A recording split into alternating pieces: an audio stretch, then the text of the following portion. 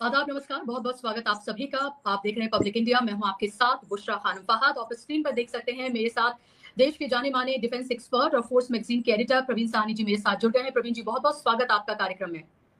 Thank you. Thank you. और ये लग रहा था कि शायद बातचीत के कुछ दौर शुरू हो सकते हैं, लेकिन ट्रंप ने जिस तरह से ट्वीट किया है और ट्वीट में जिस तरह की बदतमीजी की है, जिस तरह की अभद्र भाषा का इस्तेमाल किया है, या मैं सीधे तौर पर कहूं कि गाली गलौज वो करते हुए नजर आ रहे हैं, धमकी वो जिस तरह से दे रहे हैं, ऐसा लग रहा है कि अब इस वॉर की इंटेंसिटी और बढ़ती हुई नजर आ रही है। हालांकि दूसरी तरफ हम ये देखें कि पाकिस्तान एक क्रेडिबल मीडिएटर का काम करता हुआ नजर आ रहा है, ऐसा कहा जा रहा है, और वो दोनों से ही बात कर रहा है, दोनों पक्षों से, यानी कि अमेरिका से भी और ईरान से भी। हालांकि नेगोशिएशन को लेकर अगर ईरान की हम बात करते हैं तो ईरान का लगातार ये कहना है कि वो किसी भी तरह की नेगोशिएशन पर बातचीत अभी नहीं कर रहा है। ये दोनों ही बातें जो है कॉन्ट्रडिक्टरी हैं आपस में, और क्या है इसकी सच्चाई ये तो मैं जानूंगी ही, लेकिन उसके साथ साथ क्या ये वॉर अब और इंटेंस होती जा रही है? अगले 24 घंटे कितने महत्वपूर्ण होने जा रहे हैं, और क्या अगले 24 घंटे डिसाइड करेंगे कि इस वॉर का रुख क्या होने जा रहा है? प्रवीण जी, मेरा पहला सवाल आपसे कि ट्रंप का ये ट्वीट और उसकी धमकी, और उसके साथ जिस तरह से ईरान ने जो वापस एक तरह से धमकी भरे अल्फाज में ये कहा है, और ये कहा है कि अगर आप हमारे पावर प्लांट्स, ब्रिजेस, इन सब पर अगर हमला करेंगे तो हम पूरे जीसीसी के पावर प्लांट को पूरी तरीके से निस्तेनाबूद कर देंगे। प्रोफेसर मरांडी ने बाकायदा तौर पर सामने आकर कैमरे पर कहा है। क्या आपको लग रहा है कि आने वाले 24 घंटे कितने इंपॉर्टेंट होने जा रहे हैं इस वॉर के लिए? देखिए, ऐसा है कि जिस ट्वीट का आप हवाला दे रही हैं, जो प्रेसिडेंट ट्रंप ने करी है, वो एक फ्रस्ट्रेशन भी है उसमें उनकी, क्योंकि वो नाकाम हो गए हैं स्ट्रेट ऑफ हॉर्मुज को खोलने में, और साथ में एक धमकी भी है, और उसकी धमकी को शायद सीरियसली लेना चाहिए। धमकी ये है कि हम जो है पूरा आपके power plants, basically civilian infrastructure को हम डिस्ट्रॉय करेंगे, क्योंकि जहां तक उनका मिलिट्री इंफ्रास्ट्रक्चर है ईरान का, वो सारा अंडरग्राउंड है। तो ईरान ने यह कह दिया है कि टिट फॉर टैट होगा, जो आप हमारे ऊपर करेंगे वही हम जितने भी आपकी बेसिस हैं जीसीसी कंट्रीज में हम वहां कर देंगे। तो कहने का मतलब ये है, अगर ये ऐसा हुआ तो फिर बहुत ज्यादा नुकसान होगा जीसीसी कंट्रीज का, और नुकसान होगा ग्लोबल इकोनॉमी का, और ग्लोबल रिसेशन हो जाएगी, बहुत दिक्कत होगी, जो कि बहुत लंबी चलेगी। तो अभी क्या हो रहा है कि जो दो बड़ी ताकतें हैं, चीन और रशिया, वो दोनों अब खुलेआम ये कह रही हैं कि हाँ, सीज फायर पे बात होनी चाहिए, पर वो ये भी कह रही हैं कि जो ईरान की बेसिक जो मुद्दा है या जो बेसिक पॉइंट है, उसको नजरअंदाज नहीं करना है।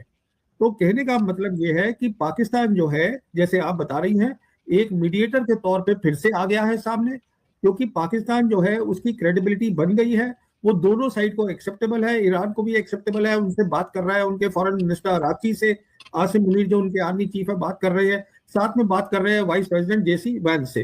तो कोशिश ये हो रही है कि सीज फायर जो है हो सके जल्दी से जल्दी, और उसको परमानेंट पीस में बनाया जाए, बिकॉज ईरान का ये कहना है कि हमें परमानेंट पीस चाहिए। तो ये सबसे इंपॉर्टेंट बात है जो मैं आपको बताने वाला हूं, कि सीज फायर के लिए दो ऐसी चीजें हैं जिसके लिए ईरान बिल्कुल कॉम्प्रोमाइज नहीं करेगा। वो तभी मानेगा सीज फायर के लिए अगर वो दो चीजें होंगी, और उसके ऊपर चीन और रशिया उसके साथ खड़े हैं। पहली चीज ये है, हरमोज पे कोई बातचीत नहीं होगी। ईरान बहुत क्लियर है कि हम स्टेट ऑफ हरमोज पे बात नहीं करेंगे। और दूसरी उनका ये होगा कि अगर सीज फायर होता है तो इसराइल भी सीज फायर में आ जाए, ये नहीं कि इजराइल अपना काम चलाता ही लड़ाई करता रहे।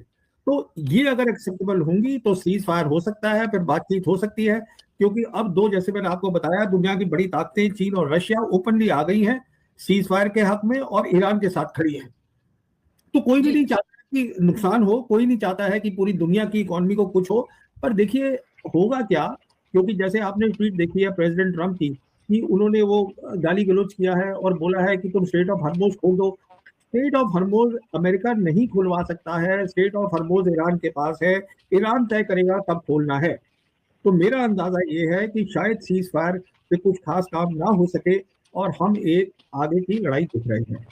जी, क्योंकि एक तरफ जो बातचीत हो रही है जिसका ज़िक्र आप भी कर रहे हैं प्रवीण जी, और दूसरी तरफ हम ये देख रहे हैं कि ईरान भी जिस तरह से अपनी बातों पर अड़ा हुआ है, और फिर डोनाल्ड ट्रंप की ये धमकी, यानी कि सारा का सारा जो कंसंट्रेशन है, या जो पॉइंट ऑफ कन्वर्सेशन जो है, या नेगोशिएशन जो है, वो स्ट्रेट ऑफ हॉर्मुज बनकर रह गया है।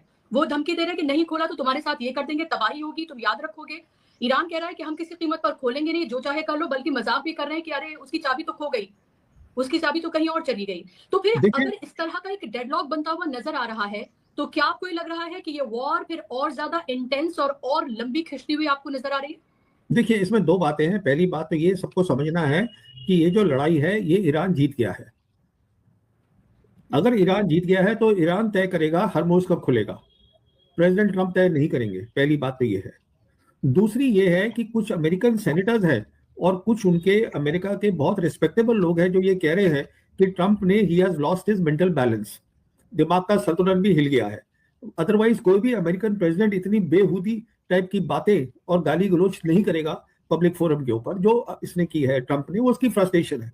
कहने का मतलब ये है। नेक्स्ट बात ये है, क्योंकि ये वो लड़ाई है जिसके लिए वो तैयार थे, उनके पास प्रोडक्शन कैपेबिलिटी है अंडरग्राउंड। मतलब अगर उनकी मिसाइल्स और ड्रोन खत्म होती है तो वो उसको और प्रोड्यूस कर सकते हैं। और फाइनल बात यह है कि दो बड़ी ताकतें मदद कर रही हैं ईरान की। जैसे कि जो चीन है, चीन ने ईरान को अपना सैटेलाइट जो सिस्टम है स्पेस का वो दिया है। तो आज ईरान के पास ताकत है कि वो पूरी जो जंग का एरिया है वो उसको साफ देख सकता है, दिन रात 24 घंटे देख सकता है। उसको पता है अमेरिकन फोर्सेस कहाँ बैठी हैं, कुवैत में यहाँ बैठी हैं, वहां बैठी हैं। और साथ में क्योंकि आप देखिएगा जो फासला है ये ईरान और इजराइल के बीच में वो 1000 किलोमीटर है। वहां पर अपनी मिसाइल भेजना, ड्रोन भेजना पूरी प्रिसिशन के साथ, एक्यूरेसी के साथ, वो भी स्पेस की मदद मिल रही है। तो जब आप इन सारी बातों को देख लेते हैं, और लास्ट बात मैं आपको बता दूं कि ये वो लड़ाई है जिसके लिए, जिसको हम कहते हैं वॉर ऑफ सर्वाइवल। अब ईरान लड़ेगा, जबकि जहां तक अमेरिका का ताल्लुक है ये वो लड़ाई है जिसके लिए ट्रंप तैयार ही नहीं थे। ये वो लड़ाई है जो बहुत अनपॉपुलर है अमेरिका के अंदर। जहां अमेरिकन कह रहे हैं कि हम इजराइल की लड़ाई क्यों लड़ रहे हैं, ये वो लड़ाई है जिसमें ना तो उनके पास यूएन की सैंक्शन है और ना उनके पास यूएस कांग्रेस की सैंक्शन है। और ये वो लड़ाई है, अगर ये लड़ाई बढ़ती है, उनके पास सैनिक भी नहीं है। क्योंकि अगर उनको सैनिक और चाहिए ईरान के साथ लड़ने के लिए, ईरान के पास आज ग्राउंड के पर 10 लाख सोल्जर है, 10 लाख, जिसमें उनके वो रेवोल्यूशनरी गार्ड भी हैं, मिलिट्री भी है, मिलिशिया भी है, सब है, वो सब लड़ेंगे। पाकिस्तान ने तो कहा कि दलाल, हम दलाल नहीं है। एस जयशंकर ने कहा ये दलाली कर रहा है पाकिस्तान। हालांकि जब यूक्रेन वॉर हुई थी तब ये कहा जा रहा था कि पापा ने वॉर रुकवा दी, तो तब इस तरह के शब्दों का इस्तेमाल नहीं किया गया था। पाकिस्तान इतना इंपॉर्टेंट सडनली कैसे हो गया है? सऊदी अरब से उसके ताल्लुकात है, अमेरिका से जाहिर सी बात है जो उसके टाइज है वो किससे छिपे नहीं है। फिर वो ईरान के साथ भी बातचीत कर रहा है। So sometimes you fail to understand कि ये चारों तरफ से कैसे और why Iran Pakistan has become so important. क्या इसलिए कि जहां ज्योग्राफिकली वो इम्पोर्टेंट है इसलिए? क्या वो न्यूक्लियर पावर है इसलिए? क्या फिर उसकी जो आर्मी है वो बहुत मजबूत है, जाहिर सी बात है दुनिया से छिपा नहीं है, या इसलिए, या और भी कुछ आप इसके रीजंस देखते हैं?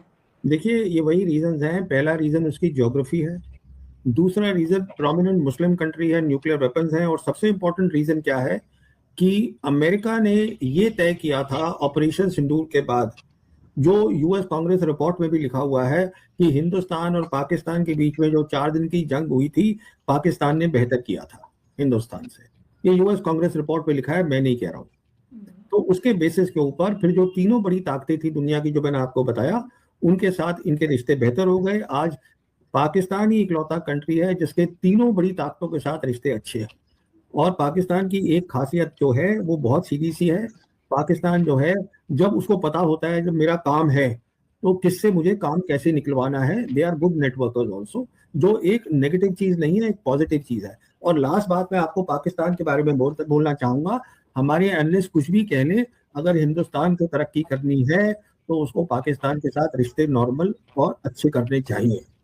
ये है जो भी ये बात बोलेगा आज के दौर में तो प्रवीण जी वो तो एंटी नेशनल करार दे दिया जाएगा। नहीं, देखिए मैंने जियोपॉलिटिक्स पढ़ी है, मैंने मिलिट्री पावर पढ़ी है, तो मैं ये न्यू वर्ल्ड ऑर्डर पढ़ रहा हूँ। मैं वो बात कर रहा हूँ जो मेरे देश की बेहतरी के लिए है। मेरे देश की बेहतरी इस बात में है कि हिंदुस्तान पाकिस्तान के रिश्ते अच्छे हों तो दोनों की काफी तरक्की होगी एक साथ। हम वो मुल्क हैं जो एक ही साथ थे और हमें एक साथ ही चलना है, स्पेशली जब अब नया वर्ल्ड ऑर्डर बन रहा है। दोनों उनकी खामियां हैं, हमारी भी खामियां हैं, ऐसी बात नहीं है।